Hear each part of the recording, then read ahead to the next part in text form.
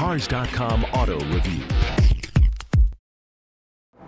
Hi, I'm Joe Weisenfelder with Cars.com. The Prius C, smaller version of the Prius, is finally a real product, a 2013. It is going to be under $19,000. It's going to get 53 miles per gallon in the city. That's 2 better than the regular Prius.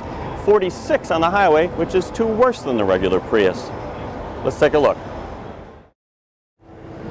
The car is about almost 20 inches shorter from bumper to bumper than the regular Prius. To my eye, it's the best looking one. It's the least awkward. The car's kind of low slung looking. It's got a nice, wide, broad look to it. You'll notice the taillights are very large. They're high, run up the D-pillars here. It's similar to a Volvo C30 in some ways. Good for a low slung car because it'll be very visible to other cars, but I could do without the silver clear lens look. One of the obvious shortfalls of a smaller car is smaller cargo area. Still very workable. Even though it's not huge, it does pay off in the back seat. Here's the benefit.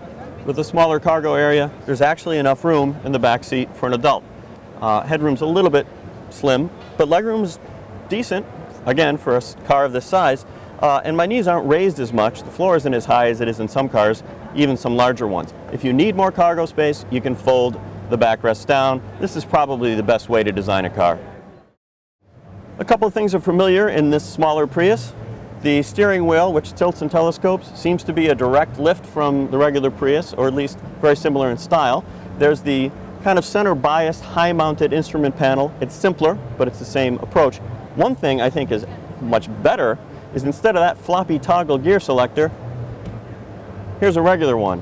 Good old-fashioned shifter, though this one is not quite finished. This is an early prototype, so the actual material will look different when the real thing comes out.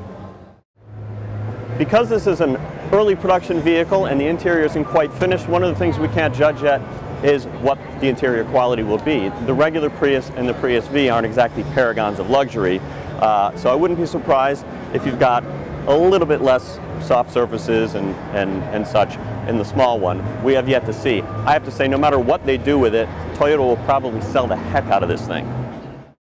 For more car-related news, go to Cars.com or our blog, KickingTires.net.